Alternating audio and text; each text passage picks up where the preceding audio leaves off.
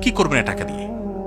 যদি কবর নিয়ে যেতে পারেন, আখেরাতে কাজে লাগে, তাহলে তো একটা ব্যাপার ছিল। তা তো পারবেন না।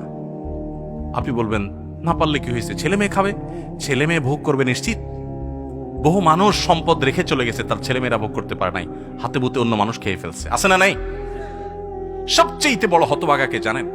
আল্লাহর জমিনে সবচেয়ে বড় দুর্ভাগা, সবচেয়ে বড় বেয়াকুব এবং নির্বোধ মানুষ হলো সে, যে যাদের জন্য চুরি করবে তারাও সে দায় নিবে না। কিয়ামতের দিন ছেলে আয়সা বলবে না, আব্বা চুরিদারি ডাকাতি 2 নম্বরই যা করছেন, ঘুষ সুদ যা খাইছেন আমাদের জন্যই তো খাইছেন, আল্লাহ আমার আব্বারা জাহান্নামে দিয়ে না, আমাদের নিয়ে যান।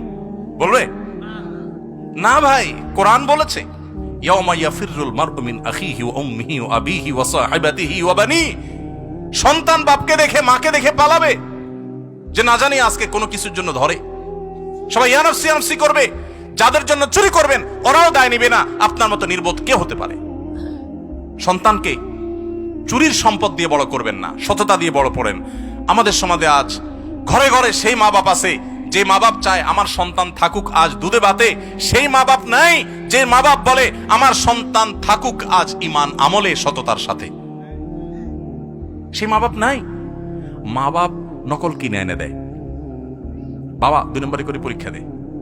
যেই মা বাপ সততা শিখাবে, সততার সংকল্প করাবে, সেই মা বাপ চুরি শিখাচ্ছে। এজন্য সমাজের রন্ধ্রে রন্ধ্রে, খাজে বাজে, কোনাকাঞ্চিতে সর্বত্র দেখবেন চোর আর চোর উৎপাদন হচ্ছে, দুর্নীতিবাজ উৎপাদন হচ্ছে।